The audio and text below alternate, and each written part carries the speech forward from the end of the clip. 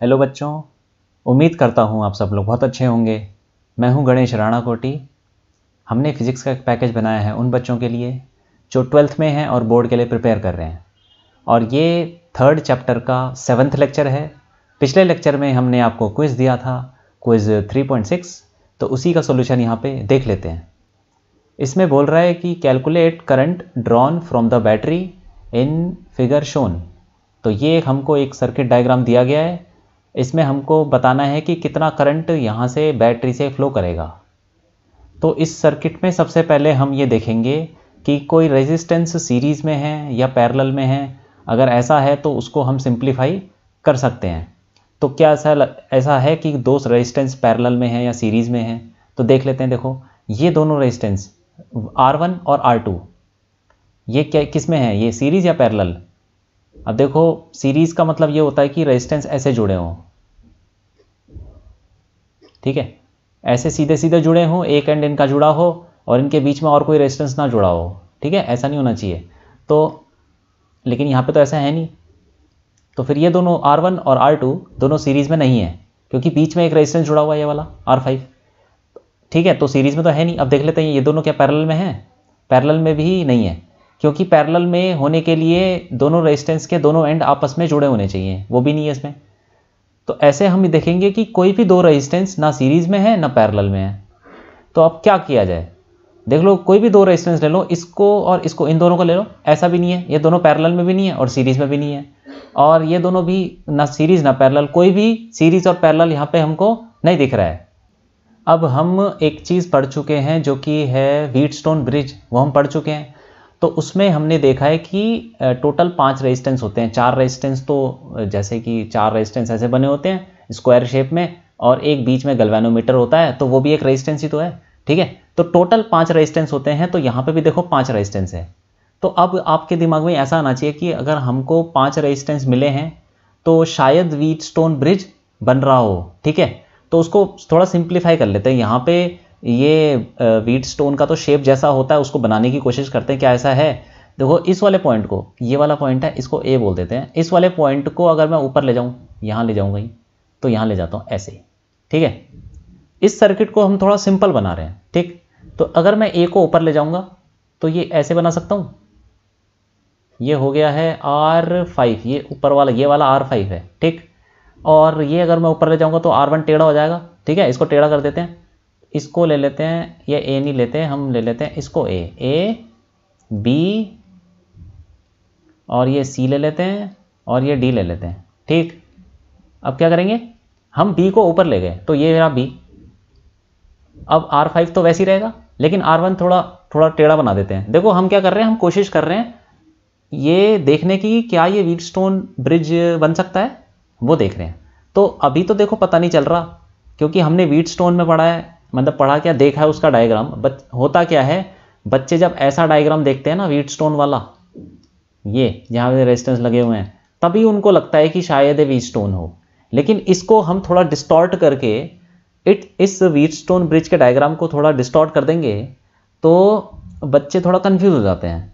तो इस वजह से हमको जो भी डिस्टॉर्टेड डायग्राम है, जैसा भी है, उसको इमेजिन करना है क्या ये ऐसा बन सकता है इस शेप में जो हम पढ़ चुके हैं, ठीक है। तो उसी शेप में हम कोशिश करते हैं इसको बनाने की, ठीक है। तो R1 क्या है, जब इसको B को थोड़ा ऊपर ले जाएंगे तो R1 टेढ़ा हो जाएगा, तो R1 को टेढ़ा कर लेते हैं, ठीक। तो यहाँ पे तो A है। अब आगे ये जब B ऊपर जाएगा तो C, यहाँ पे C यहीं रहने देते हैं, तो C ऐसा हो जाएगा। ये भी तो ये क्या कहते हैं उसको, R2, ये R2 भी तो टेढ़ा हो जाएगा ऐसे। हमने क्या किया, B को ऊपर ले गया, बस B को थोड़ा ऊपर ले गया यहाँ तक, तो R5 वही है। R2 और R1 टेढ़े हो गए, तो ये टेढ़ा कर दिया, ये लो, ये R1 है, R2 दोनों ऐसा टेढ़े हो जाएंगे थोड़े। अब ये C को ऐसे रहने दो, तो या D को भी ऊपर ले जाओ, D को भी ऊपर ले जाते हैं यहाँ पे, ठीक है।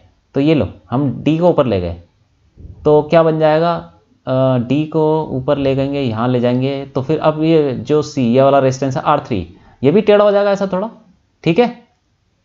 ये हो गया, ये R3 हो गया। अब क्या बचा, R4।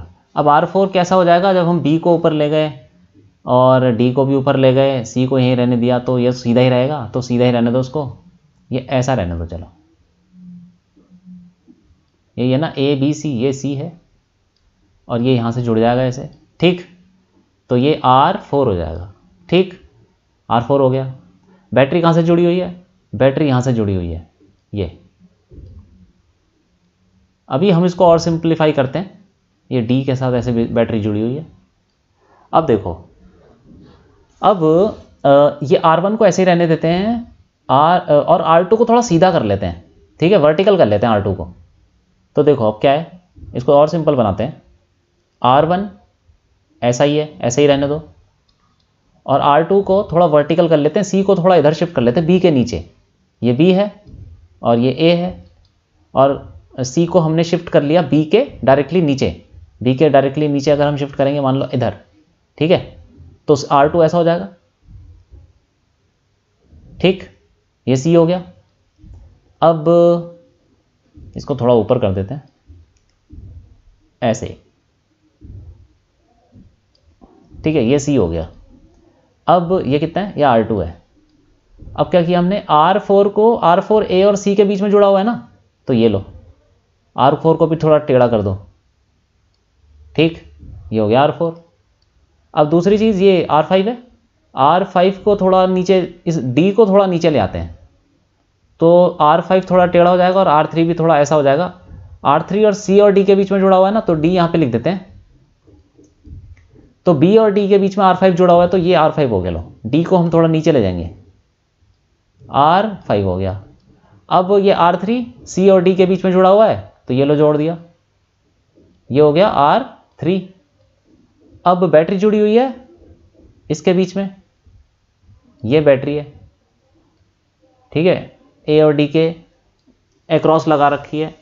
और कितने वोल्ट की बैटरी है? ये 4 वोल्ट की बैटरी, तो ये भी 4 वोल्ट की बैटरी है यहाँ पे, ठीक है। अब देखते हैं, देखो अब ये व्हीटस्टोन के जैसा तो दिख रहा है, तो क्या ये बैलेंस्ड व्हीटस्टोन ब्रिज होगा? वो चेक कर लेते हैं। बैलेंस्ड व्हीटस्टोन ब्रिज के लिए, फॉर बैलेंस्ड व्हीटस्टोन ब्रिज, हमने एक कंडीशन पढ़ रखी है, क्या होती है? बैलेंस्ड व्हीटस्टोन ब्रिज की कंडीशन ये होती है कि ऑपोजिट वाले जो रेजिस्टेंस हैं उनका प्रोडक्ट सेम होना चाहिए। मतलब यहाँ पे R1 into R3 equal to R4 into R5।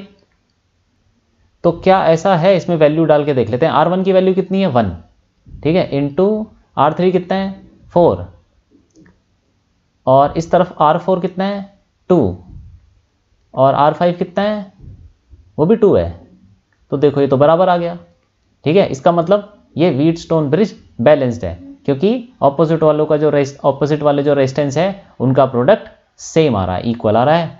तो हमारा ये व्हीटस्टोन ब्रिज बैलेंस हो गया। इसका मतलब R2 के अंदर करंट कितना होगा? जब ये व्हीटस्टोन ब्रिज बैलेंस हो गया तो करंट हम बोल सकते हैं, गैल्वेनोमीटर से कितना करंट फ्लो करता है? 0 करता है ना, कोई करंट फ्लो नहीं करता जब ये व्हीटस्टोन बैलेंस होता है, ठीक है। व्हीटस्टोन ब्रिज जब बैलेंस हो जाता है तो गैल्वेनोमीटर यही होता है ना, R2 की जगह गैल्वेनोमीटर लगाते हैं, तो उससे कोई करंट फ्लो नहीं करता। तो इस केस में यहाँ पे भी कोई करंट फ्लो नहीं करेगा, ठीक है। करंट थ्रू R2 ऐसे बोल सकते हैं, current through R2 will be 0, ठीक है, विल बी 0। तो R2 से कोई भी करंट फ्लो नहीं करेगा, ठीक है। और अगर किसी रेजिस्टेंस में करंट ही फ्लो ना करे तो उस रेजिस्टेंस का सर्किट में होना ना होने का कोई मतलब नहीं बनता। तो अगर किसी रेजिस्टेंस से कोई भी करंट फ्लो नहीं करता तो उसको हम सर्किट से हटा भी दें तो सर्किट पे कोई फ़र्क नहीं पड़ने वाला, ठीक है। तो यहाँ पे R2 से कोई करंट फ्लो नहीं करेगा, तो R2 को हम हटा भी देंगे तो फिर सर्किट पे कोई फ़र्क नहीं पड़ेगा। जो करंट जहाँ फ्लो कर रहा था वो करंट वहीं फ्लो करता रहेगा, ठीक है।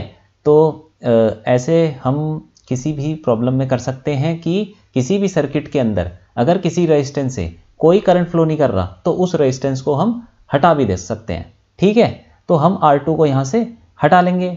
तो अब हम इस व्हीटस्टोन ब्रिज को, अब व्हीटस्टोन तो बचा नहीं है, हटा लेंगे तो क्या बचा? ये 4 रेजिस्टेंस बचेंगे, तो उसको बना लेते हैं हम, ठीक है, ऐसे बना लेते हैं। एक रेजिस्टेंस ऐसा है और एक ऐसा, ठीक, एक ये हो गया और एक ये हो गया। इसके नाम देख लेते हैं, R1, R5, R4, R3, R1, R5, R4 और R3, ठीक है। और R2 तो हमने हटा लिया, ठीक है। क्यों हटाया? क्योंकि उसके अंदर कोई करंट फ्लो नहीं कर रहा था, इसलिए हम उसे हटा सकते हैं, ठीक है। तो यहाँ पे हम इसकी वैल्यू देख लेते हैं कितनी है। ये 1 ओम, R1 की 1 ओम है और R5 की 2 है, R4 की 2 और 4, ठीक है। तो ये हो जाएगा, ये 1 ओम और R5 की 2 ओम, यही है ना।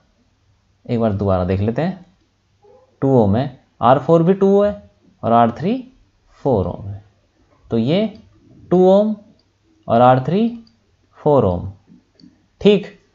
अब यहाँ पे 4 वोल्ट की बैटरी है, ठीक है, 4 वोल्ट, ओके। अब ये सिंपल सर्किट बन गया। R1 और R5 सीरीज में लगे हुए हैं, तो इसका इक्विवेलेंट सर्किट क्या बनेगा? इसका इक्विवेलेंट बन जाएगा, ये दोनों सीरीज में, तो सीरीज में तो रेजिस्टेंस क्या होते हैं, दोनों ऐड हो जाते हैं ना। तो 1 और 2 ऐड हो जाएंगे, तो क्या बनेगा यहाँ पे? ये बन जाएगा 3 ओम, ठीक। क्योंकि अब ये R1 और R5 सीरीज में है, तो सीरीज का हमें पता है फॉर्मूला क्या होता है, इक्विवेलेंट रेजिस्टेंस इन दोनों का इक्विवेलेंट क्या होगा, दोनों को ऐड कर देंगे सीधा। और नीचे वाले जो R4 R3 हैं वो भी तो सीरीज में है, तो वो भी ऐड हो जाएंगे, ठीक है। और ये इसको हम ऐसे लिख सकते हैं, नीचे वाला ऐड होकर क्या हो जाएगा, 6 ओम, ठीक। अब ये बैटरी से जुड़ा हुआ है ऐसे, तो और ये जो ऊपर वाला रेजिस्टेंस है 3 ओम और नीचे वाला 6 ओम, ये दोनों आपस में पैरेलल में होंगे ना। तो ठीक है, इन पे पैरेलल का फॉर्मूला लगा लेते हैं।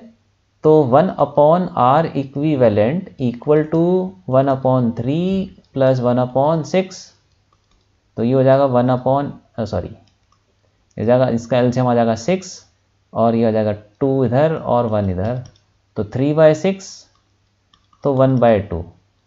तो हम इसको रेसिप्रोकल कर लेंगे, तो R इक्विवेलेंट आ जाएगा 2 ओम, ठीक है। 2 ओम आ गया हमारा R इक्विवेलेंट। तो इसका इक्विवेलेंट सर्किट बन जाएगा हमारा सिंपल, एक रेजिस्टेंस जो इक्विवेलेंट रेजिस्टेंस है और एक बैटरी से जुड़ा हुआ है, 4 वोल्ट की बैटरी है, तो ये 4 वोल्ट और इक्विवेलेंट है 2 ओम, ठीक है। अब इसमें क्या है, हमें ओम्स लॉ लगाना है, तो V इक्वल टू IR लगा देते हैं। तो V कितना है, पोटेंशियल डिफरेंस V है, और I जो भी करंट होगा इससे, बैटरी से जो करंट निकलेगा उसको हम I ले लेते हैं। तो 4 इक्वल टू I इंटू 2, तो I की वैल्यू आ गई 2 एम्पेयर, ठीक है। तो यही पूछा था उसने कि कितना करंट होगा बैटरी से जो निकलेगा, तो बैटरी से निकलेगा 2 एम्पेयर करंट। तो ये हमने कर लिया क्विज, और अब आगे बढ़ते हैं। अब हम अपना लेक्चर शुरू करते हैं। इसमें हम पढ़ेंगे पहले पोटेंशियोमीटर। तो देखो पोटेंशियोमीटर क्या चीज़ है, ये एक ऐसा इंस्ट्रूमेंट है, इसमें लिखा हुआ है it is an instrument use to measure potential difference between 2 points. मतलब ये एक ऐसा डिवाइस है, एक इंस्ट्रूमेंट है जो कि 2 पॉइंट्स के बीच में पोटेंशियल डिफरेंस मेजर करने के काम आता है, ठीक है। तो अब इसमें लिखा हुआ है, अब देखो ये पोटेंशियोमीटर तो वैसा ही है जैसे वोल्टमीटर। वोल्टमीटर आपने सुना होगा, अब ये तो हमने पढ़ा नहीं है, लेकिन वोल्टमीटर भी यही काम करता है, 2 पॉइंट्स के बीच में पोटेंशियल डिफरेंस मेजर करता है। लेकिन थोड़ा सा डिफरेंस है पोटेंशियोमीटर और वोल्टमीटर में, ये ज़्यादा एक्यूरेट होता है पोटेंशियोमीटर, इसको ज़्यादा एक्यूरेसी होती है इसमें, ठीक है। लेकिन जो हैंडी होता है वो वोल्टमीटर होता है, क्योंकि वोल्टमीटर छोटा होता है, हाथ में आ जाता है, और पोटेंशियोमीटर थोड़ा बल्कि होता है, तो इसीलिए हम उसको ट्रैवल नहीं, मतलब ऐसे ले जा नहीं सकते हर जगह, लेकिन ये ज़्यादा एक्यूरेट होता है, ठीक। अब ये क्यों होता है, कैसे होता है, वो बाद में देखेंगे। पहले इतना देख लेते हैं कि ये 2 पॉइंट्स के बीच में पोटेंशियल डिफरेंस मेजर करने के काम आता है, ठीक है। अब इसमें ये लिखा है कि it works on the principle that potential difference between 2 points on a section of a wire is directly proportional to the length of the section. मतलब ये सिंपल सी चीज़ बता रहा है कि जो भी पोटेंशियल डिफरेंस ये प्रिंसिपल क्या है इसका, पोटेंशियोमीटर का बेसिक प्रिंसिपल ये है कि कोई एक वायर है, जब मान लो कि हमने एक सर्किट लिया, ठीक है, इसमें एक बैटरी लगा दी V, इस एक रेजिस्टेंस लगा दिया R, ठीक है, और एक हमने तार यहाँ पे वायर लगा दी A से B तक जो रेड कलर की है। तो ये A से B तक जो वायर है इसको बोलते हैं पोटेंशियोमीटर वायर, और इसका भी कुछ रेजिस्टेंस होगा, ठीक है। तो इसके अक्रॉस बोल रहा है कि इसमें इस वायर के ऊपर कोई भी 2 पॉइंट ले लो आप, उन दोनों पॉइंट के अक्रॉस जो पोटेंशियल डिफरेंस होगा वो डायरेक्टली प्रोपोर्शनल होगा उन दोनों पॉइंट्स के बीच में जो डिस्टेंस है, मतलब लेंथ, उस पे, ठीक है। मतलब मान लो कि A और C 2 पॉइंट ले लेते हो आप, तो A और C के बीच में जो पोटेंशियल डिफरेंस होगा वो प्रोपोर्शनल होगा L1 के, ठीक है। मान लो कि ये वायर जो है AB L लेंथ की वायर है, ठीक। इसमें लिखा जैसे AB is potentiometer wire of length L, मतलब AB is a potentiometer wire, ठीक है। मतलब इसका कुछ रेजिस्टेंस है, जो भी है, इसकी लेंथ L है। और बोल रहा है cross sectional area of wire is kept uniform, मतलब जो ये रेडियस है इसका वो हर पॉइंट पे सेम है, ठीक है। ऐसा नहीं मतलब तार जितनी पतली यहाँ पर है उतनी पतली यहाँ पर है, उसका रेडियस चेंज नहीं हो रहा, पूरी तार का रेडियस सेम है हर पॉइंट पे, कहीं भी नाप लो आप। अब इसमें हम एक्सप्रेशन निकाल लेते हैं। जैसे मान लेते हैं कि ये जो पोटेंशियोमीटर वायर है इसके अक्रॉस पोटेंशियल डिफरेंस कितना होगा, ऐसे लिखेंगे पोटेंशियल डिफरेंस अक्रॉस, बिटवीन लिख लेते हैं, ठीक है, बिटवीन A एंड B। तो ये A और B के बीच में पोटेंशियल डिफरेंस मतलब वायर के अक्रॉस ही पोटेंशियल डिफरेंस हुआ, तो वो हम लिख सकते हैं VA माइनस VB। हम ओम्स लॉ लगा सकते हैं ना सीधा, क्योंकि ये जो वायर है ये एक रेजिस्टेंस ही है और इससे करंट फ्लो कर रहा है, तो potential difference across the wire AB, मतलब potential difference between A and B will be equal to current into resistance of wire. अब तो ये हो जाएगा VA minus VB equal to I into resistance of wire. तो resistance of wire कितना होगा, क्योंकि हमें रेजिस्टेंस तो दिया नहीं है लेकिन लेंथ दे रखी है, देखो A से लेके B तक जो वायर है उसकी लेंथ है L, तो यहाँ पे लिखेंगे हम रेजिस्टेंस का, हमें पता, एक फॉर्मूला पता है रो L बाई A, तो यहाँ पे लिख लेंगे रो L अपॉन स्मॉल a, मतलब एरिया ऑफ क्रॉस सेक्शन, और ये स्मॉल a हो गया, रेजिस्टिविटी हो गई रो, और लेंथ हो गई वायर की L, ठीक है। अब यहाँ देखते हैं ये potential difference between A and C, potential difference between A and C, ये मैं आपको मतलब एग्जांपल दे रहा हूं कि कैसे हम 2 पॉइंट्स के बीच में पोटेंशियल डिफरेंस को लेंथ की टर्म्स में एक्सप्रेस कर सकते हैं। तो एक तो हमने वायर ले लिया, पूरी वायर के अक्रॉस पोटेंशियल डिफरेंस जो है वो उसको हम ऐसे लिख सकते हैं A और B के अक्रॉस, और potential difference between A and C, ऐसे जितने मर्जी पॉइंट ले लो आप, कोई फर्क नहीं पड़ता, एक्सप्रेस ऐसे ही करेंगे।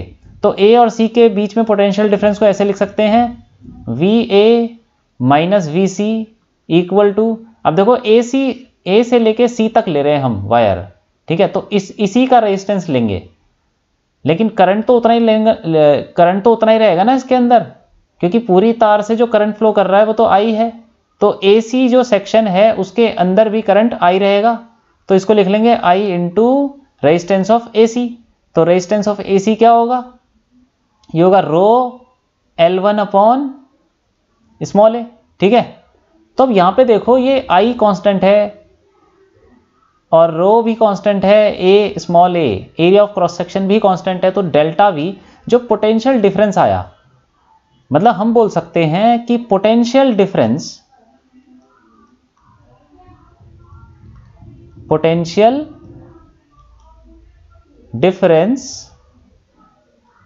Between 2 points is proportional to length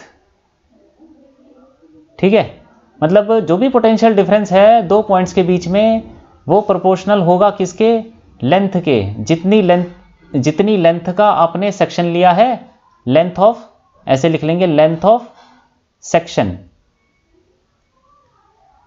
ठीक है। तो जितनी लेंथ का आपने सेक्शन लिया है उस लेंथ के प्रोपोर्शनल होगा उस सेक्शन के अक्रॉस जो पोटेंशियल डिफरेंस है, ठीक।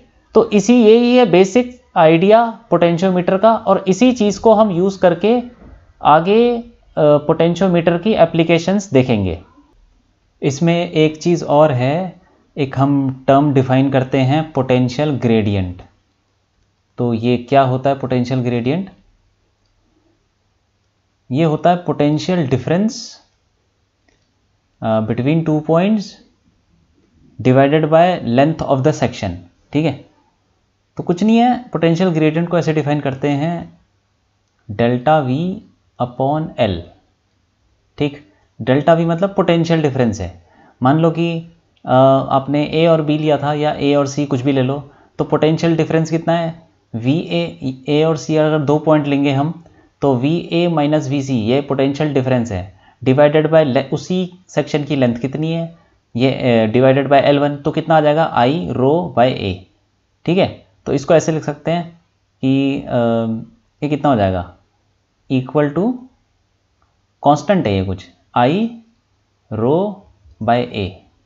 अब देखो अगर आप ए और बी दो पॉइंट लेंगे, ये ए और बी के बीच में जो पोटेंशियल डिफरेंस है उसकी इक्वेशन को देखिए, V A minus V B equal to I rho L upon A. तो अगर हम यहाँ से निकालते हैं पोटेंशियल ग्रेडियंट तो क्या आएगा, V A minus V B upon L आएगा, ठीक है। तो वो दोबारा से क्या आ जाएगा, आई रो बाय ए, वही आएगा ना। अब वी ए और सी अगर दो पॉइंट लेते हैं तब भी हमारा potential gradient V A minus V C upon L1 कितना आएगा, आई रो बाय ए, तो उतना ही आ रहा है। तो पोटेंशियल ग्रेडियंट एक्चुअली ये आई रो बाय ए आ रहा है, ये तो कांस्टेंट है। तो ऐसे बोला जाता है कि पोटेंशियल ग्रेडियंट जो है हमारा इसके अंदर पोटेंशियोमीटर वायर में वो कांस्टेंट रहता है, ठीक है, जब तक कि उसका area of cross sectional area uniform है, सेम है, ठीक है। तो इस चीज़ को भी हमें याद रखना है, पोटेंशियल ग्रेडियंट होता है डेल्टा वी बाय एल। तो इसमें हमने देखा कि पोटेंशियल ग्रेडियंट हमारा कांस्टेंट आ रहा है, ठीक है। तो इसका ये पोटेंशियल ग्रेडियंट जो कांस्टेंट है इसका यूज़ करके हम पोटेंशियोमीटर की एप्लीकेशन में देखेंगे। तो यहाँ पे लिख लेते हैं पोटेंशियल ग्रेडियंट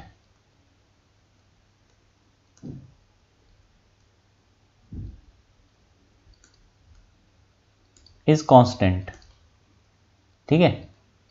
और उस कांस्टेंट का कुछ नाम भी दे सकते हैं, के डाल दो, सी डाल दो, जो भी है, ये कांस्टेंट है, delta we by L constant है, ठीक।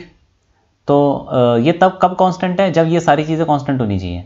रेजिस्टिविटी चलो वो तो कांस्टेंट रहती है मटेरियल की, एरिया ऑफ क्रॉस सेक्शन भी सेम रहना चाहिए पूरी तार का, और करंट तो सेम ही रहेगा पूरी तार में, ठीक है। तो ठीक है, अब आगे बढ़ते हैं। अब देखते हैं एप्लीकेशन ऑफ पोटेंशियोमीटर। तो इसके पहला एप्लीकेशन ये है कि हम पोटेंशियोमीटर का यूज़ करते हैं to compare EMF of two cells. मतलब अगर आपके पास दो सेल हैं, ठीक है, और उसको आपको एक सेल नोन है और दूसरा सेल अननोन है, मतलब दो सेल हैं आपके पास और एक का ईएमएफ आपको पता है और दूसरे का ईएमएफ अननोन है, तो इसका हम यूज़ कर सकते हैं पोटेंशियोमीटर का जो दूसरा सेल है अननोन जिसका ईएमएफ है उसका ईएमएफ निकालने के लिए, ठीक है। तो कैसे करते हैं, ये पोटेंशियोमीटर है जैसे हमने पहले पढ़ा, देख लेते हैं यहाँ पे। ये बिल्कुल सिंपल सर्किट है, ठीक है। पोटेंशियोमीटर, ये पोटेंशियोमीटर वायर है AB और इसके ऊपर एक बैटरी लगा रखी है, इसके साथ कोई रेजिस्टेंस है। तो यही सर्किट उठा के हमने यहाँ डाल दिया, बस उसमें एडिशनल कुछ और डाल दिया, जैसे कि ये वही सर्किट है, ये बैटरी V और ये रेजिस्टेंस R और उसके साथ ये पोटेंशियोमीटर वायर A, यहाँ पे AC हो गया, AC, ठीक है। AC is the potentiometer wire, ठीक। अब इतना सर्किट तो हम ऑलरेडी पढ़ चुके हैं, ठीक। उसके बाद हमने क्या किया, A से नीचे यहाँ पे एक EMF, जो दो EMF हमको कंपेयर करने मतलब एक नोन है दूसरा अननोन है, जो भी मतलब इनका रेशियो निकालना है या जो भी करना है। तो दोनों ईएमएफ को हमने ऐसे जोड़ लिया ए से, ठीक है। ये ईएमएफ फर्स्ट वाला E1 और ये दूसरा ईएमएफ, दूसरा सेल जिसका ईएमएफ E2 है, ठीक है। और इसका ये R1 इंटरनल रेजिस्टेंस, कुछ ना कुछ तो इंटरनल रेजिस्टेंस होता ही है सेल का, तो ठीक है। इसका ईएमएफ ले लेंगे R1 और इसका ईएमएफ R2, ये वही है। लेकिन इसको डायग्राम में, ये तो हमने सिंपल डायग्राम बनाया ना, लेकिन बुक्स वगैरह में ऐसे बना के रखते हैं। ये थोड़ा कंफ्यूजिंग है, थोड़ा कॉम्प्लिकेटेड है, समझने में थोड़ा टाइम लगता है। इसी का सिंपल वर्जन ये है, ठीक है। मैंने इसी का सिंपल वर्जन ये बना लिया। देखो इसमें तुमको आपको समझा देता हूँ। जैसे मान लो कि ये बैटरी लगा रखी है, तो ये बैटरी वही है, ये वाली जो V हमने डाली है। इसके साथ जो रेजिस्टेंस है ये वही रेजिस्टेंस है, ये वाला R। ये एरो का निशान, इसका मतलब एरो मतलब ये है कि इस रेजिस्टेंस की वैल्यू आप चेंज कर सकते हो, ठीक है। रियोस्टैट है, यहाँ पे हम डाल देते हैं ये, मतलब इस रेजिस्टेंस को हम चेंज कर सकते हैं। तो रेजिस्टेंस चेंज हो जाएगा तो सर्किट के अंदर करंट भी चेंज हो जाएगा, ठीक है। तो कोई बात नहीं, वो तो अलग अलग रीडिंग लेने के लिए काम आता है। तो रेजिस्टेंस हम चेंज कर सकते हैं। अब देखो आगे यहाँ पे एक की है, दोनों तारों को जोड़ने के लिए, अलग करने के लिए की। तो यहाँ पे हमने K1 ऐसे लिख लिया की, ठीक है। उसके बाद क्या है कि A और C दो पॉइंट है, इनके बीच में ये जो पूरी चीज़ जारी है, ये A से लेके आगे तक, और ये ऐसे घूम के जो भी है ये पूरा यहाँ तक A से लेके C तक जो ये जिगजैग जा रहा है, पूरी तार है ये। तो यही है पोटेंशियोमीटर वायर। तो उसको मैं सिंपल तरीके से ऐसे बना लिया, A से लेके C तक। तार टेढ़ी मेढ़ी हो, क्या फ़र्क पड़ रहा है। ये वैसे ऐसे डायग्राम बुक्स में बना के रखते हैं, लेकिन ये समझने में थोड़ा दिक्कत करता है बच्चों के लिए। तो इसको सिंपल तरीके से आप ऐसे ही बना सकते हो। और काफ़ी जगह ऐसे भी डायग्राम बनाए गए हैं, और क्वेश्चन जब पूछे जाते हैं तो मैक्सिमम डायग्राम ऐसे ही बनाए जाते हैं, ठीक है। तो ये आपको पता होना चाहिए कि कैसे कनेक्शन जोड़ रखे हैं। तो ये तो लैब में जैसे होता है सेटअप, ये वैसे बना रखा है। अब ऊपर से देखो A से इसने क्या किया, दोनों EMF को जोड़ दिया। जो दोनों EMF कंपेयर करने ना, उनको जोड़ दिया। तो हमने भी A से दोनों EMF ऐसे लगा दिए, ठीक है। और इसका कुछ यहाँ पे इंटरनल रेजिस्टेंस है, वो शो नहीं किया इसने, लेकिन हमने शो कर दिया। खैर उससे कोई फ़र्क नहीं पड़ता, इस पर वो आता ही नहीं है, या R1 R2 का कोई रोल नहीं है यहाँ पे, रोल होगा ही नहीं। जब हम इसको डिराइव करेंगे, देखेंगे, तो कोई फ़र्क नहीं पड़ेगा उससे। तो ठीक है, अब यहाँ पे दोनों EMF जोड़ दिए, और इन दोनों EMF को हमने यहाँ पे एक ये की है, एक बड़ी सी की है, जिसमें कि हम 1 और 3 को जोड़ सकते हैं, या 2 और 3 को जोड़ सकते हैं, ठीक है। ये वाली की डाल देंगे, 1 3 वाली की डाल देंगे, तो ये दोनों तारें जुड़ जाएंगी। कौन सी, ये वाली, ये जो E1 वाली तार है, और ये जो गैल्वेनोमीटर में जा रही है, ये जुड़ जाएगी, और ये फिर सर्किट से बाहर होगा। और अगर 2 3 वाली की जोड़ देंगे, तो ये E2 वाली तार और गैल्वेनोमीटर वाली तार जुड़ जाएगी, फिर ये सर्किट से बाहर हो जाएगा। और दोनों ही जोड़ देंगे तो फिर दोनों ही आ जाएगा सर्किट। तो मतलब सिंपल तरीके से हम ऐसे बना सकते हैं कि E1 जो ये सेल है ऊपर वाला, इसके साथ एक की जोड़ रखी है K13, ठीक है। इसको हम अगर क्लोज कर देंगे तो ये सर्किट में आ जाएगा, मतलब फिर ये इसके साथ जुड़ जाएगा गैल्वेनोमीटर के साथ। और अगर इस K23 की है, इसको जोड़ देंगे, इसको क्लोज कर देंगे, तो फिर अब ये वाला ये दूसरा सेल गैल्वेनोमीटर के साथ कनेक्ट हो जाएगा। दोनों जोड़ देंगे तो दोनों ही कनेक्ट हो जाएंगे, ठीक है। ठीक है, कोई बात नहीं। तो फिर ये हमारा बिल्कुल इसी का सिंपल तरीके से बनाया गया है ये डायग्राम। तो आप यही बना के कर सकते हो, ये सही है बिल्कुल। आपको ये कॉम्प्लिकेटेड डायग्राम बनाने की ज़रूरत नहीं है। अब हम देखते हैं कि ये E1 E2 को कैसे कंपेयर करना है यूजिंग पोटेंशियोमीटर, ठीक है। तो जो हमने बेसिक चीज़ पढ़ी कि potential difference across 2 points is proportional to length of the section, ठीक है, उसी का यूज़ करना है। तो उससे पहले हम ये देख लेते हैं कि पहले हम करेंगे क्या इस सर्किट डायग्राम में। इसमें हम पहले K1 जो की है इसको क्लोज करेंगे, क्योंकि जब तक ये क्लोज नहीं करेंगे तब तक इसमें करंट फ्लो नहीं करेगा ना। तो इसमें करंट फ्लो करेगा अगर हम इसको क्लोज कर देंगे, ठीक है। K1 इज क्लोज्ड, तो इसके अंदर कुछ करंट होगा। तो ऐसे लिख लेंगे, पहला स्टेप ये है कि ऐसे मत डालो, चलो ऐसे लिख लेते हैं सीधा कि K1 इज क्लोज्ड, ठीक है। और उसके बाद हम करेंगे K13 को क्लोज, ठीक। K1 is closed end K13 is closed, मतलब दोनों को क्लोज कर दिया। और K23 क्या है, ओपन है, ठीक है। यहाँ पे ये भी लिख लेते हैं, K1 is closed, K13 is closed end K23 is open. ठीक, अब देखते हैं क्या हो रहा है। अब इसमें क्या है ना, अब हम इस चौकी को, ये जो गैल्वेनोमीटर के साथ, अब देखो यहाँ पे हमने K1 को क्लोज कर दिया, चलो ठीक है, इस सर्किट में तो करंट फ्लो करेगा। करंट क्या नीचे जाएगा? नीचे भी जा सकता है करंट, देखो यहाँ से जा रहा है तो थोड़ा यहाँ जाएगा, थोड़ा नीचे जाएगा, तो नीचे जाएगा तो फिर इस यहाँ से भी फ्लो करने लग जाएगा, इस ब्रांच में सेल के थ्रू भी करंट पास करेगा। तो अब हम क्या करेंगे, ये जो गैल्वेनोमीटर से हमने जोड़ा ना ये तार, ये इसको बोलते हैं जॉकी, ये इस वाले पॉइंट को बोलते हैं, जो गैल्वेनोमीटर से जो तार जुड़ी हुई है इस पॉइंटर को बोलते हैं जॉकी। अब इस जॉकी को हम इस वायर के ऊपर मूव कराएंगे और एक ऐसा पॉइंट ढूंढेंगे जहां पे इस गैल्वेनोमीटर पे नल डिफ्लेक्शन आ जाए। मतलब जब इस गैल्वेनोमीटर से जीरो करंट पास करेगा तब तक हम वो पॉइंट ढूंढते रहेंगे। हम क्या करेंगे, ये जो पॉइंटर है इसको मूव कराएंगे वायर के ऊपर और वो पॉइंट ढूंढेंगे जब गैल्वेनोमीटर से कोई भी करंट पास नहीं करेगा। ठीक है, तो मान लेते हैं कि ये पॉइंटर आ गया है L1 लेंथ पे, कि जब गैल्वेनोमीटर से जो करंट पास कर रहा है वो जीरो हो गया। ठीक है, तो पहले हम क्या ढूंढेंगे, तो हम ढूंढेंगे नल डिफ्लेक्शन। ऐसे बोलेंगे कि ऐसे हमने क्लोज कर दिया, K1 क्लोज्ड है, K13 क्लोज, K23 ओपन, तो नल डिफ्लेक्शन मान लेते हैं लेट नल पॉइंट, इसके बहुत सारे नाम हैं, नल पॉइंट, बैलेंस पॉइंट, ठीक है, कुछ भी बोल सकते हो आप। नल पॉइंट का मतलब ये होता है कि वही पॉइंट कि जब गैल्वेनोमीटर से कोई भी करंट पास नहीं कर रहा। ठीक है, ऐसी कंडीशन हो सकती है कि ये जो करंट आ रहा है नीचे ना जाए, सारा का सारा इधर चला जाए, तो सारा का सारा वायर में चला जाएगा, तो नीचे नहीं जाएगा, तो नीचे नहीं जाएगा तो फिर इस सेल से भी पास नहीं करेगा, सेल से पास नहीं करेगा तो गैल्वेनोमीटर से भी पास नहीं करेगा। तो मतलब इस पूरे सेक्शन में, नीचे के पूरे सेक्शन में कोई भी करंट नहीं होगा।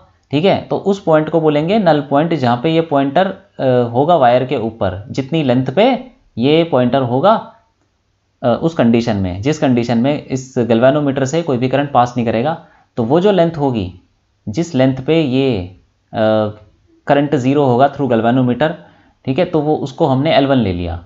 ठीक, और उस पॉइंट को बोलेंगे हम नल पॉइंट, कि जहां पे डिफ्लेक्शन जीरो बता रहा है गैल्वेनोमीटर से। तो let null point is obtained at L1। ठीक है, ये बोल दिया, तो L1 पे हमको मिल गया। तो हम बोल सकते हैं कि पोटेंशियल डिफरेंस, अब यहां पे हमको D पे मिला अगर नल पॉइंट, तो हम बोल सकते हैं VA माइनस VD कितना हो जाएगा, VA minus VD equal to I rho by A into L1। ये हम ऑलरेडी पढ़ चुके हैं कि पोटेंशियल डिफरेंस जो भी दो पॉइंट्स के बीच में होगा वो क्या होगा, I into R, resistance of that section. तो वो कितना है resistance, row L1 bye A। ठीक है, और ये हम पढ़ चुके हैं कि ये तो I चलो कांस्टेंट है, और जो भी I फ्लो कर रहा है वो तो कांस्टेंट ही होगा ना इसमें से जो भी होगा, क्योंकि V कांस्टेंट है। ये रियोस्टेट की वैल्यू, एक फिक्स्ड वैल्यू डाल दी हमने, रियोस्टेट है ये। रियोस्टेट मतलब ऐसा रेजिस्टेंस जिसकी वैल्यू चेंज कर सकते हैं। ठीक, तो सारी चीज़ें कांस्टेंट है, तो यहाँ पे क्या है, ऐसे बोल सकते हैं VA minus VD equal to I rho L1 upon A। ठीक, अब ऐसा ही क्या करेंगे, इसी सारी चीज़ें सेम है, हम क्या करेंगे अब इसको K13 को ओपन कर देंगे और K23 को क्लोज कर देंगे, और K1 तो ऑलरेडी क्लोज्ड ही है। ठीक है, सारी चीज़ें सेम रहेंगी। वो ये जो बैटरी है, जो ये इसको बोलते हैं सोर्स बैटरी, ये बैटरी का पोटेंशियल भी सेम है, ये जो रेजिस्टेंस है इसकी वैल्यू भी हम सेम रखेंगे। ठीक है, और चेंज नहीं करेंगे, और ये जो जितने भी सेल वगैरह हैं, इंटरनल रेजिस्टेंस, सब कुछ गैल्वेनोमीटर सारा वही सब रहेगा। लेकिन सिर्फ की हम क्या कर रहे हैं, ये इसको ओपन कर दिया K13 को, और K23 को क्या कर देंगे, क्लोज, और K1 ऑलरेडी क्लोज है। तो अब लिख लेते हैं हम, अच्छा उससे पहले हम एक काम करते हैं, या VA माइनस VD हमने लिख लिया I rho L1 upon A। तो हम VA माइनस VD दूसरे तरीके से भी लिख सकते हैं। कैसे? नीचे से जाते हुए भी लिख सकते हैं यहाँ से, क्योंकि A से लेके D तक पोटेंशियल डिफरेंस एक तो हमने लिख लिया वायर से जो कि है I रो L1/A, एक हम नीचे से भी लिख सकते हैं पोटेंशियल डिफरेंस की इक्वेशन। कैसे लिखते हैं? A से लेके D तक जाते हैं लेकिन नीचे के रास्ते से, इस वाले सेल से जाते हैं, ऊपर वाले सेल से जाते हुए D तक पहुँचते हैं। चलो देखते हैं क्या है, कैसे करेंगे। ये हम लिखेंगे VA यहाँ पे हो गया पोटेंशियल एट A, फिर नीचे जाएंगे और फिर मिलेगा पहला ये EMF, ये प्लस है और ये माइनस है। तो जब हम प्लस से माइनस जाएंगे तो माइनस E1 लिखना पड़ेगा, माइनस E1, ठीक है। और उसके बाद जब रेजिस्टेंस के थ्रू जाएंगे तो कितना होगा पोटेंशियल डिफरेंस? IR होता है, माइनस का यहाँ पे तो करंट ही नहीं है। देखो इस ब्रांच में कितना करंट है? कुछ करंट नहीं है, क्योंकि नल पॉइंट, हमने बोला है कि नल पॉइंट मिल रहा है। मतलब नल पॉइंट का मतलब गैल्वेनोमीटर से कोई भी करंट फ्लो नहीं करेगा, तो उसका मतलब ऊपर वाले ये जो सेल है ऊपर वाला, इससे कोई भी करंट फ्लो नहीं करेगा। तो करंट फ्लो नहीं करेगा तो ये रेजिस्टेंस का जो पोटेंशियल डिफरेंस होता है IR1, जो भी आएगा वो करंट इंटू रेजिस्टेंस, वो तो जीरो हो जाएगा ना। तो इसके अक्रॉस कोई भी पोटेंशियल डिफरेंस नहीं है। तो फिर ठीक है, आगे बढ़ते हैं। आगे क्या मिलेगा हमको? गैल्वेनोमीटर मिलेगा। तो गैल्वेनोमीटर का वही कुछ रेजिस्टेंस होता है, लेकिन उसके थ्रू भी कोई करंट नहीं है, तो उसके अक्रॉस भी कोई पोटेंशियल डिफरेंस नहीं होगा, जीरो होगा, ठीक है। तो पोटेंशियल डिफरेंस जो भी होगा वो ये बैटरी की वजह से होगा। अब आगे बढ़ते हैं, पहुंच जाएंगे D पे, तो इक्वल टू सीधा D आ गया, VD, ठीक है। ये तो आपको समझ में आ गया ना कि जो रेजिस्टेंस के होने से भी पोटेंशियल डिफरेंस नहीं आया, क्योंकि करंट ही नहीं है। तो करंट ही नहीं होगा तो पोटेंशियल डिफरेंस कहाँ से आ जाएगा, ठीक है। तो हम यहाँ से लिख सकते हैं VA माइनस VD, कितना जगह VA minus VD equal to E1, ये आ गया। अब देखो ये VA माइनस VD ये भी है और नीचे से भी हमने ये लिख दिया, तो दोनों इक्वेशन को इक्वेट कर देंगे तो क्या आ जाएगा? E1 इक्वल टू, ये आ जाएगा E1 equal to I row L1/A, ठीक है। तो ये एक इक्वेशन हमने निकाल दी। अब चलते हैं उस पर जो हम बात कर रहे थे कि की को हम ये वाली इस वाली की को K13 को ओपन कर देंगे, K23 को क्लोज कर देंगे, ठीक है। और K1 ऑलरेडी क्लोज्ड है, तो यहां पे लिख देंगे हम, अब K1 इज क्लोज्ड, K13 को ओपन किया है एंड K23 इज क्लोज्ड, ये सिचुएशन है, ठीक है। तो अब देखो यहां से इसको ओपन कर दिया, तो इसको मैं ओपन कर देता हूं। अब K13 को ओपन कर दिया और K23 को हमने क्लोज करना है, ठीक है। और K1 भी क्लोज्ड है। अब K13 को ओपन कर दिया तो ये वाला सेल तो अब नहीं आएगा सर्किट में, ये तो बाहर हो गया। अब ये वाला आएगा, ठीक है। तो पहले वाले केस में जब हमने K13 को क्लोज किया था तो ये वाला सेल आया था इस सर्किट में, गैल्वेनोमीटर से कनेक्ट हो गया था। अब ये डिस्कनेक्ट हो गया और नीचे वाले सेल को हमने गैल्वेनोमीटर से कनेक्ट कर दिया, ठीक है। तो अब देखो क्या इक्वेशन बनेगी, वैसे ही करना है। तो K23 को क्लोज करने के बाद हम बोल सकते हैं कि हो सकता है कि नई रीडिंग आ जाए कहीं दूसरी जगह L2, नल पॉइंट मिला है, let null point is obtained at L2, ठीक है। क्योंकि नीचे का सेल का जो EMF है वो अलग है, तो उसकी रीडिंग भी अलग आएगी नल पॉइंट की। तो फिर यहां पे बोल सकते हैं कि let null point is obtained at L2। तो फिर हम बोल सकते हैं जो पोटेंशियल डिफरेंस है, वैसे ही जैसे इसमें हमने किया था वैसे ही करना है इसमें, potential difference between A and E is equal to, ऐसी हो जाएगा I rho by A L2, ठीक है।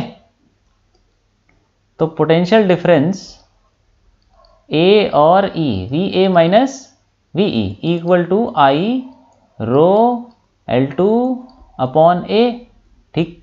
अब यही पोटेंशियल डिफरेंस हम A और E के बीच में जो पोटेंशियल डिफरेंस है वो नीचे के रास्ते से भी दे सकते हैं। तो ठीक है, नीचे के रास्ते से दे देते हैं। तो A से चलते हैं नीचे और उसके बाद मिलेगा हमको ये सेल मिलेगा, ये प्लस है ये माइनस है। तो क्या हो जाएगा VA माइनस E2, और यहाँ से तो कोई करंट नहीं है क्योंकि नल पॉइंट, अगेन दोबारा से नल पॉइंट मिल रहा है, तो नल पॉइंट का मतलब गैल्वेनोमीटर से कोई करंट नहीं होगा, तो मतलब इस तार में भी कोई करंट नहीं होगा, तो इसके अक्रॉस R2 के अक्रॉस कोई पोटेंशियल डिफरेंस नहीं होगा। ऐसे ही गैल्वेनोमीटर के अक्रॉस भी कोई पोटेंशियल डिफरेंस नहीं होगा। तो जो भी पोटेंशियल डिफरेंस आया वो ये EMF की वजह से आया। तो यहाँ से चलते हैं VA माइनस E2 और सीधा पहुँच जाएंगे हम E पे, इक्वल टू VE। ठीक है, तो VA minus E2 equal to VE। ठीक, तो कितना आ गया ये VA minus VE equal to E2। अब ये दोनों को बराबर कर देंगे, ये VA माइनस VB है, इसके बराबर I rho L2 upon A, और ये VA minus VB equal to E2, इन दोनों को इक्वेट कर दो तो क्या आएगा E2 equal to I rho L2 by A। ठीक है, अब देखो ये इक्वेशन हो गई है, इसको नाम दे देते हैं, एक इक्वेशन हमने ये भी निकाली है, देखो ये, इसको बोल देते हैं फर्स्ट इक्वेशन, और ये हो जाएगा हमारा सेकंड इक्वेशन। ठीक है, अब क्या करेंगे, इन दोनों को डिवाइड कर दो, तो E1 बाई E2 क्या आ जाएगा, E1 by E2 equal to, देखो यहाँ पे क्या है, E1 equal to I rho L1 by A, I rho by A, ये तो दोनों में सेम है ना, तो कट जाएगा ना, तो ऐसे ही इसको लिख लेंगे I rho L1 upon A, फिर divided by I rho L2 upon A। तो देखो अब तो ये तो पूरा ही कट गया, रो से रो कट गया, I कट गया और A भी कट गया, बचा क्या L1 अपॉन L2। तो ऐसे हमने कंपेयर कर लिया, हम बोल सकते हैं सीधा कि E1 bye E2 equal to L1 bye L2। तो जो EMF का जो रेशियो होगा दोनों सेल का, वो जो रीडिंग आएंगी नल पॉइंट पे लेंथ की, उसका रेशियो हो जाएगा, उसी के बराबर हो जाएगा, रेशियो के बराबर। ठीक है, तो बहुत सिंपल एक्सप्रेशन है, इसको आप याद भी कर सकते हो। तो जो EMF का रेशियो होगा वो लेंथ के रेशियो के बराबर आ जाएगा। कौन सी लेंथ, जिस लेंथ पे नल पॉइंट आएगा। ठीक है, कॉरस्पॉन्डिंग EMF के लिए E1 पे रीडिंग थी L1, E2 जब हमने कनेक्ट किया तो रीडिंग थी L2, इन दोनों का जो रेशियो आएगा वो इसके EMF, जो दोनों सेल का EMF है उनका रेशियो कॉरस्पॉन्डिंग जो रीडिंग्स आएगी उसका रेशियो के बराबर हो जाएगा।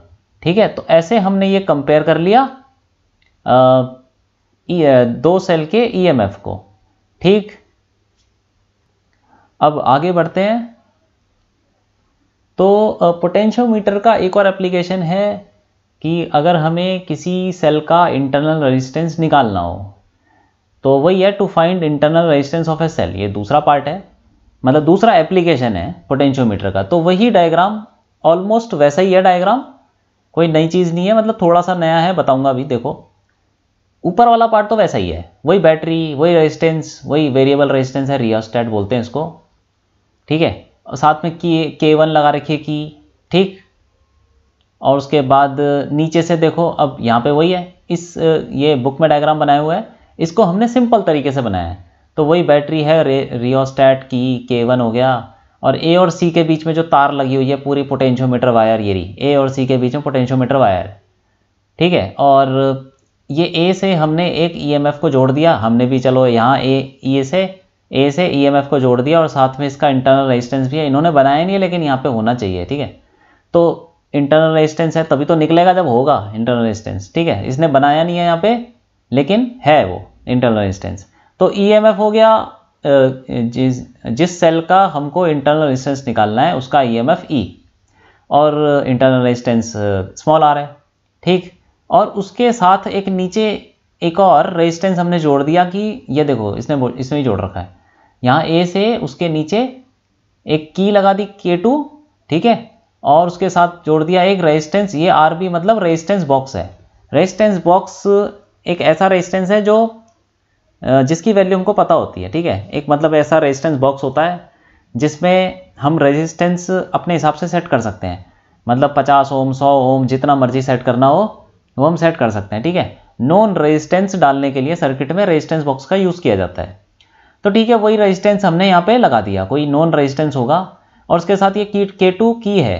ठीक, और यही गैल्वेनोमीटर जैसे पहले जोड़ा था। और उसके बाद क्या है यहाँ पे, अब देखो हम क्या करेंगे, वही करेंगे। सबसे पहले हम K1 को क्लोज कर देंगे।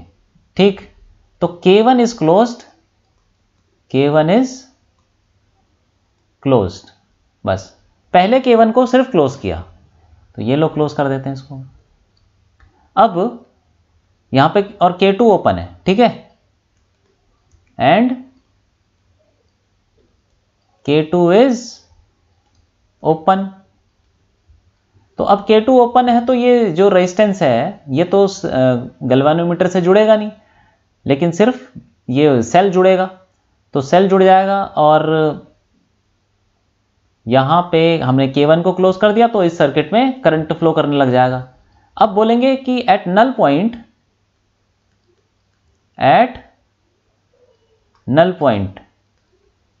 क्या होगा, इसको लिख लेते हैं let null point is obtained at L1। ठीक है, L1 पे हमें नल पॉइंट मिला जब हमने K1 को क्लोज किया और K2 ओपन रखा। ठीक, तो अब अगेन गैल्वेनोमीटर से कोई भी करंट नहीं है। नल पॉइंट का मतलब वही होता है कि ऐसा पॉइंट जॉकी का तार के ऊपर उस पॉइंट पे रखें हम जहां पे इस गैल्वेनोमीटर से कोई भी करंट पास नहीं करेगा। तो गैल्वेनोमीटर से कोई करंट पास नहीं करेगा तो मतलब इस वाले ऊपर वाले सेल से भी कोई भी करंट पास नहीं करेगा, तो इस पूरे सेक्शन पे कोई करंट नहीं होगा। ठीक है, तो हम वैसे ही जैसे हमने पिछले एप्लीकेशन में इक्वेशन लिखी थी पोटेंशियल डिफरेंस की, वैसे ही इसमें करना है। ठीक है, थोड़ा सा चेंज ये है कि नीचे यहाँ पे एक और सेल था, अब यहाँ पे हमने क्या कर दिया, उसको हटा के रेजिस्टेंस लगा दिया, बाकी सब कुछ वैसा ही है। ठीक, अब देखो यहाँ पे A और D, जब हमें नल पॉइंट मिला L1 पे, तो हम बोल सकते हैं VA माइनस VD क्या हो जाएगा, potential difference across A and D। A और D के बीच में पोटेंशियल डिफरेंस क्या हो जाएगा, ये I rho by A into L1।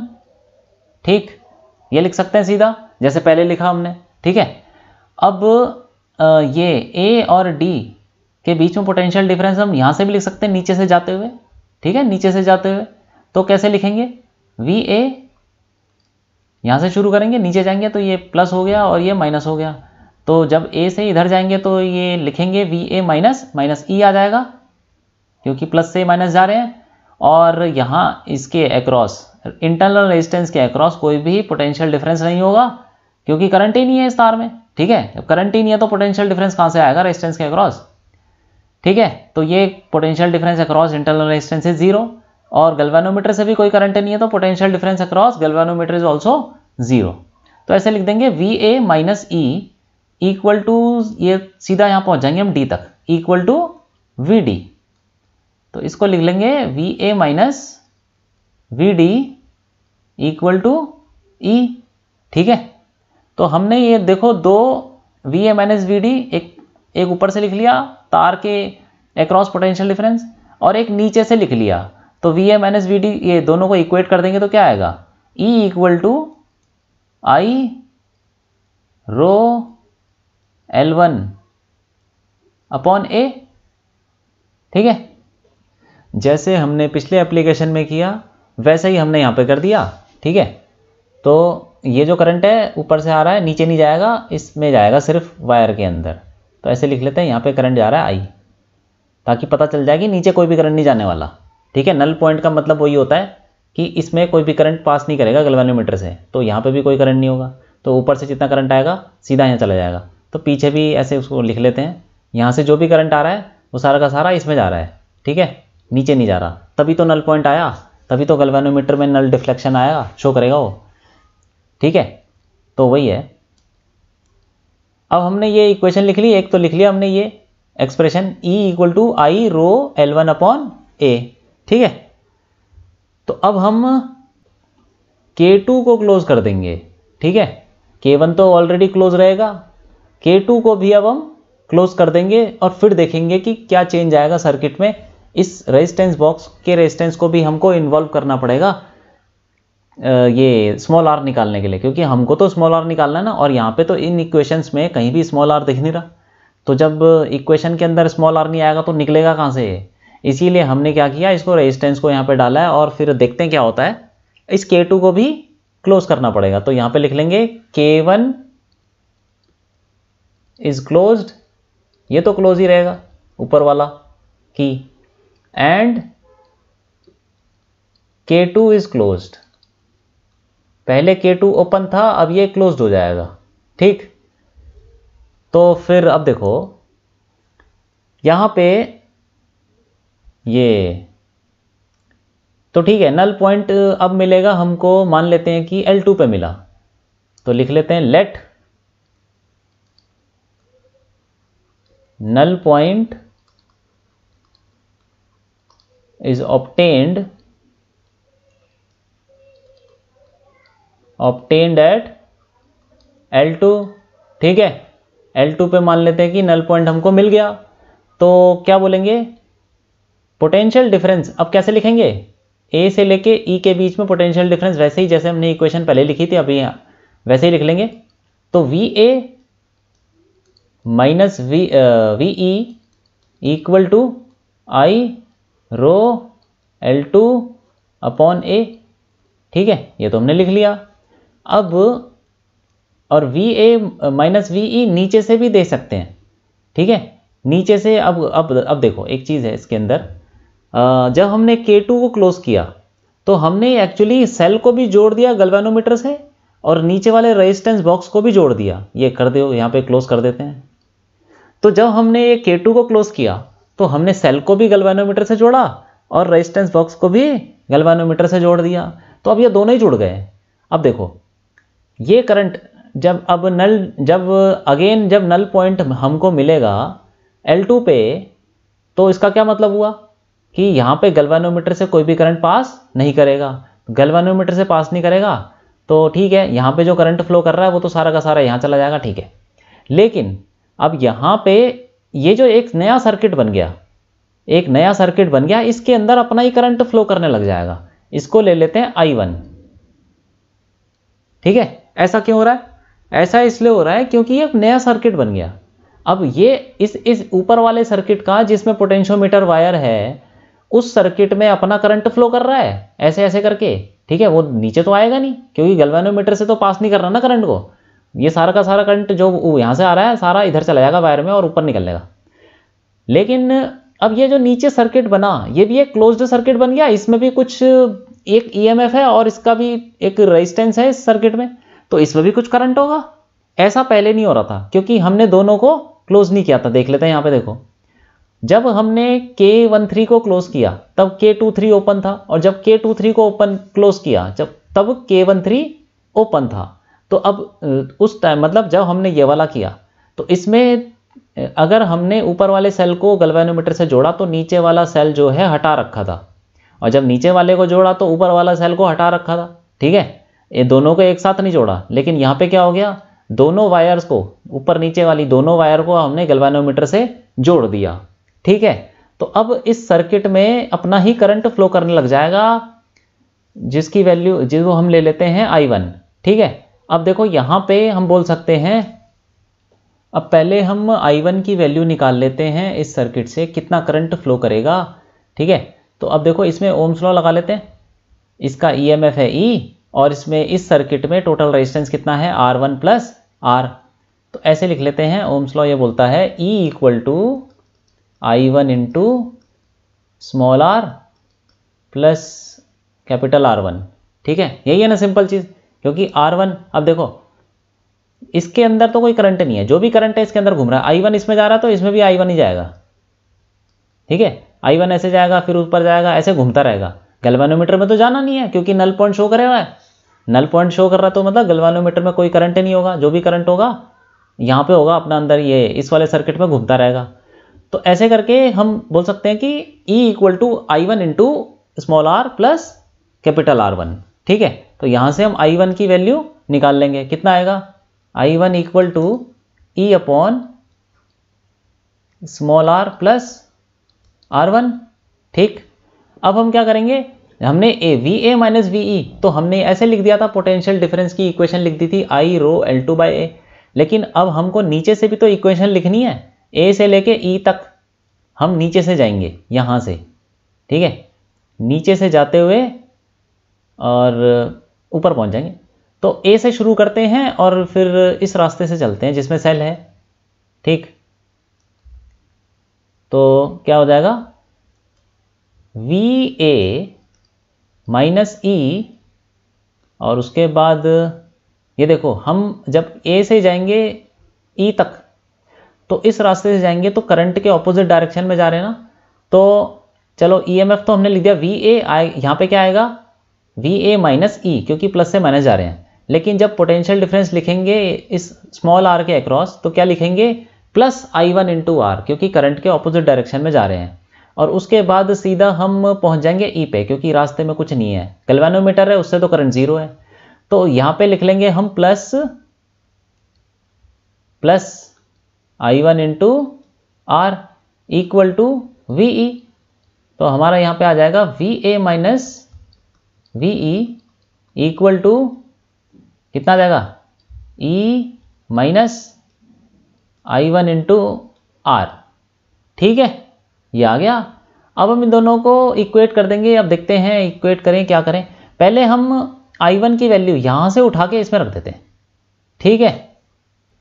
तो ये हो जाएगा equal to V A minus V B equal to E minus I1 की वैल्यू ये उठा के यहाँ रख देंगे, तो क्या हो जाएगा, ई अपॉन आर प्लस R1, ठीक है, इंटू पूरा इंटू स्मॉल आर, ठीक।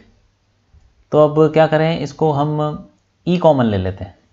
तो V A minus V B, V A minus V E, क्या हो जाएगा, ई कॉमन ले लिया, ब्रैकेट में 1 minus small R upon R plus capital R1। अब एलसीएम ले लो, ई क्या आ जाएगा, R plus R1 minus R upon R plus R1 और माइनस आर प्लस आर, ये तो कट ही गया, ठीक है। तो क्या आ जाएगा, E R1 upon R plus R1। तो ठीक है, हमने एक सिंपल कर दिया एक्सप्रेशन को, वी ए माइनस वी ई जो हमने नीचे से निकाला। तो ये expression we A minus V ई ये वाला हम ऑलरेडी निकाल चुके हैं। तो अब इन दोनों को इक्वेट कर देंगे, क्या आ जाएगा, E R1 upon R plus R1 equal to, ये क्या हो गया, आई रो L2 बाय ए, ठीक। अब एक इक्वेशन ये आ गई आपके पास और एक हमारे पास ऑलरेडी ये वाला था, ये इसको ले लेते हैं फर्स्ट इक्वेशन और ये हो जाएगा, इसको लेते हैं सेकंड। अब इन दोनों को डिवाइड कर देते हैं, तो देखो क्या आएगा, E upon E R1 upon R plus R1, यही है, ठीक है। क्योंकि पहले तो यहाँ पे ई था ना, यहाँ पे देखो ये ई था, तो इस तरफ ई अपॉन क्या आ जाएगा, ये पूरा आ जाएगा, तो ये पूरा लिख दिया हमने, equal to I rho by A, तो कट ही जाएगा दोनों तरफ से। जब उसको डिवाइड करेंगे हम, ये वाला डिवाइड करेंगे दिस अपॉन दिस, ये वाला करेंगे तो आई रो बाय ए तो कट ही गया, तो क्या बचा, L1 अपॉन L2, ठीक, और ई भी कट गया देखो। अब क्या इसको सिंपल बना सकते हैं कि ये R प्लस R1 ऊपर चला जाएगा,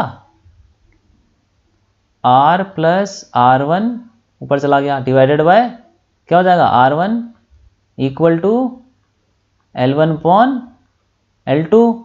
अब इन दोनों को अलग कर लेते हैं, तो क्या हो जाएगा, ऐसे लिख सकते हैं, R upon R1 plus 1 equal to L1 upon L2, ठीक है। 1 को उधर ले जाएंगे, क्या हो जाएगा, R upon R1 equal to L1 upon L2 minus 1, ठीक है। तो अब हमारा इंटरनल रेजिस्टेंस आ सकता है R equal to capital R1 ये हो गया कितना, ये capital R1 L1 upon L2 -1, ठीक है। तो ये हमने निकाल दिया इंटरनल रेजिस्टेंस। देखो इसमें थोड़ी आपको कैलकुलेशन ज़्यादा लग रही होगी, बुक में कुछ भी कैलकुलेशन नहीं है, लेकिन वहाँ से समझना थोड़ा मुश्किल है क्योंकि उसने बहुत सारे स्टेप्स को शो नहीं किया है। तो हम अगर बिल्कुल बेसिक से फॉलो करेंगे तो हमको समझ में भी आएगा, और पोटेंशियोमीटर के ऊपर जो न्यूमेरिकल्स होते हैं वो हम अगर बेसिक से चलेंगे तो सारे न्यूमेरिकल्स कर सकते हैं, ठीक है। तो ये फॉर्मूले तो चलो ठीक है, ये बुक में दिए हुए हैं, दो सेल के ईएमएफ को कंपेयर करना है तो वो फॉर्मूला है E1/E2 = L1/L2, और internal resistance of a cell निकालना है तो ये भी फॉर्मूला है। लेकिन बहुत सारे क्वेश्चंस में ये फॉर्मूले यूज़ ही नहीं होते, तो फिर हमको बेसिक से ही करना होता है। तो बेसिक से करने के लिए हमको ये चीज़ें पता होनी चाहिए कि पोटेंशियल डिफरेंस कितना होता है दो पॉइंट के अक्रॉस, वो कैसे निकालेंगे, और फिर नीचे से इक्वेशन लिखेंगे तो वो कैसे लिखेंगे, ये सब चीज़ें हमको आनी चाहिए, ठीक है। अब आगे बढ़ते हैं, एग्जाम्पल 3.10 देखते हैं। इसमें बोल रहा है कि a resistance of R ohm draws current from a potentiometer, मतलब एक रेजिस्टेंस ऐसे जोड़ रखा है और पोटेंशियोमीटर से करंट ड्रॉ करता है। तो उसमें बोल रहा है कि the potentiometer has a total resistance R0। तो पोटेंशियोमीटर है, उसका रेजिस्टेंस टोटल R0 है, ठीक है, ये दे रखा है। मतलब A से लेके C तक जो है पोटेंशियोमीटर वायर है उसका रेजिस्टेंस टोटल दे रखा है R0। अब उसमें बोलता है कि a voltage V is supplied to the potentiometer, मतलब ऊपर से वोल्टेज एक लगा दी, ठीक है। और उसमें बोल रहा है फिर derive an expression for the voltage across R when the sliding contact is in the middle of the potentiometer. मतलब अब देखो सिंपल सी चीज़ है कि एक बैटरी लगा दी है 20 वोल्ट की, और उसके बाद AC जो है पोटेंशियोमीटर वायर है और उसका रेजिस्टेंस टोटल दे रखा है R0, और जो स्लाइडिंग कॉन्टैक्ट है ये वाला पॉइंटर, ये बिल्कुल बीच में है A और C के बीच में, ठीक। बीच में का मतलब हुआ कि आधी लेंथ इधर और आधी उधर, आधे आधे में बांट दिया उसने, ठीक। और ये बाहर से एक रेजिस्टेंस ऊपर से लगा रखा है, नीचे से R। तो हमको बताना है derive an expression for the voltage across R। तो इसके अक्रॉस हमको वोल्टेज बताना है, ठीक है। तो हम क्या करते हैं, सबसे पहले पोटेंशियोमीटर, वैसे इसमें कुछ खास रोल नहीं है पोटेंशियोमीटर का, बस ये बताना चाह रहा है कि AC जो एक वायर है उसको आधा आधा इसने डिवाइड कर दिया है। तो यहाँ से मान लेते हैं करंट आता है I, ठीक, और इधर चला जाता है I1। तो इधर कितना जाएगा, क्योंकि अब करंट तो जाएगा ना, नल पॉइंट ऐसा तो कुछ नहीं बोला उसने, और नल पॉइंट तो होगा ही नहीं कहीं, करंट तो हर जगह जाएगा क्योंकि रेजिस्टेंस भी है, पूरा सर्किट ही बन रहा है, नॉर्मल सिंपल सर्किट है ये। तो ये हो जाएगा I माइनस I1, यहाँ पे जंक्शन रूल लगा लेंगे, I करंट आया, I1 इधर चला गया तो बाकी बचा हुआ नीचे चला जाएगा I माइनस I1, ठीक। अब ये हम करेंगे बिल्कुल सिंपल, किरचॉफ्स रूल्स लगा लेंगे, उससे हो जाएगा। तो देखो अब A से लेके B तक ये कितना रेजिस्टेंस है, R0/2, क्योंकि देखो अगर वायर है आपकी L लेंथ की, ठीक है, उसका रेजिस्टेंस है R0, तो अगर उसके आप दो टुकड़े कर देते हो तो इसकी लेंथ हो जाएगी L/2 और ये भी L/2, तो इसका रेजिस्टेंस कितना हो जाएगा, जैसे हम ρ0 को लिखेंगे ρL/A, A is the area of cross section, वो तो सेम ही है, ठीक है। वायर के दो टुकड़े कर दो, जितने भी कर दो, रेजिस्टिविटी भी सेम है। तो इसको लेते हैं अगर हम R1, तो R1 क्या हो जाएगा, ρL/2/A। तो ρL/A क्या था, R0, तो R1 की वैल्यू क्या हो जाएगी, R0/2। तो ये भी R1 और ये भी R1 जो भी है, मतलब ठीक है। तो हम बोल सकते हैं कि अगर लेंथ को आधा करेंगे तो रेजिस्टेंस भी आधा हो जाएगा, ठीक। तो इसको हम थोड़ा सिंपल तरीके से बना लेते हैं, एक ऊपर से बैटरी लगी हुई है और एक रेजिस्टेंस है यहाँ पे, दूसरा रेजिस्टेंस है यहाँ पे, मतलब है तो पूरी तार, लेकिन उसको इसने इस वायर पॉइंटर ने आधा आधा डिवाइड कर दिया। तो इसको हम ऐसे बना सकते हैं कि ये रहा पॉइंटर यहाँ पर, ठीक है, और नीचे से लगा हुआ है एक रेजिस्टेंस, और ये V है, ये R0/2, ये भी R0/2, और ये R हो गया, ठीक। यहाँ से आया करंट कितना I, यहाँ चला गया I1 और नीचे चला गया I माइनस I1। अब इसमें क्या है, हम किरचॉफ्स रूल लगा लेते हैं, ठीक है। तो लूप लगा लेते हैं, एक ये ले लेते हैं, कौन सा लूप ले लें, ये ABC तो उसने लिखा हुआ है, ये ले लेते हैं, इसने लिखा हुआ है A ये है, और B इसको ले लिया इसने, और C ये ले लिया, ठीक है।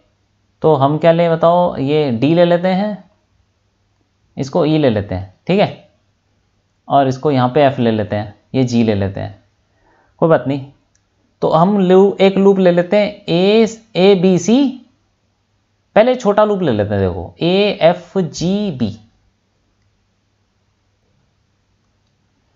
तो लूप ले लेते हैं पहले AFGB फिर A, ठीक है।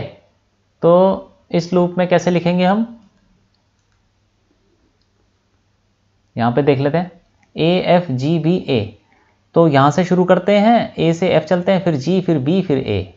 तो A से नीचे जाएंगे तो पहला रेजिस्टेंस ये मिलेगा R, ठीक है, और इसमें करंट कितना है I माइनस I1, और करंट की डायरेक्शन में जा रहे हैं, तो ये हम लिखेंगे minus I minus I1 minus I minus I1 into R, ठीक है। ये तो हो गया potential difference, sorry.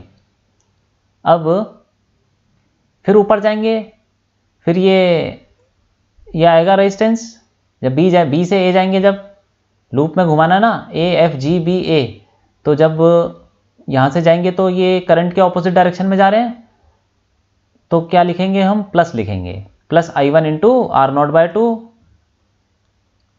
Plus I1 into R0/2, ठीक है, इक्वल टू 0। तो यहाँ से एक इक्वेशन आ जाएगी हमारी, उसको खोल लेते हैं ब्रैकेट को, minus IR plus I1 into R plus I1 R0/2। तो अब इन दोनों को यहाँ से I1 कॉमन ले लेते हैं, इक्वल टू 0। तो minus IR equal plus I1 into R plus R0/2 equal to 0, ठीक है। एक इक्वेशन हमारी ये आ गई। अब दूसरा ये एक लूप ले लेते हैं, ये वाला पूरा ABCDEA, ये वाला बड़ा लूप ले लेते हैं। इसमें देख लेते हैं क्या हो रहा है। अब लूप ABCD आगे क्या है, EA, ठीक है, ये वाला लूप लेते हैं। इसमें देखते हैं क्या होने वाला है, कैसी इक्वेशन बनेगी। A से जब आगे जाएंगे B पे, तो पहला रेजिस्टेंस R0/2 है, और से करंट है I1, ठीक। तो यहाँ पे लिखेंगे, और करंट की डायरेक्शन में जा रहे हैं, तो माइनस I1 इंटू R0/2, ठीक है। आगे बढ़ते हैं, फिर ये मिलेगा, B से C जाएंगे तो एक रेजिस्टेंस मिलेगा, ये रेजिस्टेंस में इससे करंट कितना होगा, इससे करंट तो उतना ही होगा ना, क्योंकि देखो इस वाली तार में, ये पूरी तार में कितना करंट है I, तो इसमें भी I हो जाएगा। और वैसे भी यहाँ से करंट आ रहा है I1, और नीचे से करंट आ रहा है I माइनस I1, ये दोनों मिलेंगे तो I ही बन जाएगा। तो इस वाले रेजिस्टेंस से I करंट होगा, लेकिन करंट की डायरेक्शन में जा रहे हैं तो माइनस ही आएगा। तो लिखेंगे हम माइनस I इंटू R0/2। फिर आगे चलेंगे, ऊपर जाएंगे D, फिर D से E जाएंगे, तो क्या ये बैटरी मिलेगी, ये माइनस है ये प्लस है, तो माइनस से प्लस जा रहे हैं, तो बैटरी का हमें प्लस V लिखना पड़ेगा, ठीक है। तो प्लस V आ जाएगा यहाँ पे, और बाकी कुछ है नहीं, इक्वल टू 0, ठीक। तो एक इक्वेशन हमारी ये आ गई। इसको हम ऐसे लिख लेंगे, इस वाली इक्वेशन को हम दोबारा मॉडिफाई करते हैं। क्या लिखते हैं, ये लिख लेंगे IR equal to I1 into R plus R0/2, ठीक है। और उसके बाद हम इसको r को अंदर ले जाते तो थोड़ा सिंप्लीफाई कर लेते हैं इसको। i इक्वल टू ऐसे लिख सकते हैं i1, और जब r को नीचे ले जाएंगे यहाँ पे अंदर ले जाते हैं और डिवाइड कर देते हैं, तो 1 प्लस r0 बाई 2r ऐसे लिख सकते हैं। ठीक है, r को हमने क्या किया, दोनों तरफ डिवाइड कर दिया, तो यहाँ से तो हट गया, और यहाँ पे डिवाइड करेंगे तो दोनों से ही डिवाइड करेंगे तो ये भी कट जाएगा, 1 आ जाएगा, और r0 बाय 2r आ जाएगा। तो ये हमने निकाल लिया i और i1 के बीच में रिलेशन। अब इस i को उठा के यहाँ डाल देते हैं। ठीक है, तो कुछ तो आई जाएगा, i1 तो आई जाएगा, तो यहाँ पे लिखेंगे minus i1 into r0 bye 2। ठीक है, एक काम करते हैं और थोड़ा सिंपल कर देते हैं इसको, या r0 बाय 2 कॉमन ले लेते हैं और इन दोनों को उठा के उधर ले चलते हैं, तो v0 इक्वल टू ऐसे लिख सकते हैं r0 बाय 2 कॉमन ले लिया और ब्रैकेट में लिख दिया i प्लस i1। ठीक है, और इसको उठा के उधर ले जाते हैं तो क्या हो जाएगा, 2 उधर चला जाएगा, r0 नीचे चला जाएगा, तो 2v upon r0 equal to i plus i1। ठीक है, अब इस i को उठा के यहाँ डाल देंगे, ये जो पूरा i आया हमारा, इसकी वैल्यू ये उठा के यहाँ डाल देंगे, तो i1 आ जाएगा, और उसके बाद फिर i आ जाएगा, और फिर हमको पोटेंशियल डिफरेंस निकालना है तो वो निकाल लेंगे। तो यहाँ पे रख देंगे हम 2v by r0 equal to i की वैल्यू कितनी है, i1 plus i1 1 plus r0 bye 2r, और उसके बाद प्लस i1। ठीक है, तो i1 यहाँ पे कॉमन ले लेंगे तो क्या आ जाएगा, 2v by r0 equal to कितना हो गया, ये i1 अगर कॉमन लेंगे तो ये आ जाएगा 1 प्लस r0 बाय 2r और फिर प्लस 1, तो ये आ गया i1 2 plus r0 bye 2r। ठीक है, अब i1 की वैल्यू निकल जाएगी, ये आ जाएगा, एलसीएम ले लो, ये i1 into 4r plus r0 upon 2r। ठीक है, अब इसको उठा के, ये इसके बराबर है ना, 2v by r0 equal to ये आ गया हमारा, तो i1 की वैल्यू आ जाएगी i1 equal to 4vr upon r0 4r plus r0। ठीक है, ये आ गया। अब i1 तो आ गया, इस i1 को उठा के यहाँ डाल दो तो i आ जाएगा, तो i इक्वल टू, इस i1 को उठा के डाल देंगे तो 4vr अपॉन r0। देखो, इसके बहुत सारे तरीके हो सकते हैं, छोटा तरीका भी हो सकता है, लेकिन हमसे कोई करंट पूछे कि हर ब्रांच में कितना करंट होगा, तो हमको i और i1 दोनों की वैल्यू आनी चाहिए। ठीक है, तो हम ऐसे कर लेंगे, i1 को उठा के यहाँ डाल देंगे तो क्या आ जाएगा, 4vr upon r0 4r plus r0। ठीक है, इंटू ये, अब इसमें भी एलसीएम ले लो, क्या आ जाएगा, 2r plus r0 upon 2r। ठीक, तो ये हमारे करंट निकल गए। अब हमको निकालना क्या है, देखो, potential difference, expression for potential across r, मतलब r के अक्रॉस पोटेंशियल डिफरेंस निकालना है, पोटेंशियल अक्रॉस दिस रेजिस्टेंस। तो पोटेंशियल अक्रॉस दिस रेजिस्टेंस कितना होगा, v equal to i minus i1 into r, potential difference जो भी होगा हम ले लेते हैं उसको v1। ठीक है, तो पोटेंशियल डिफरेंस अक्रॉस r,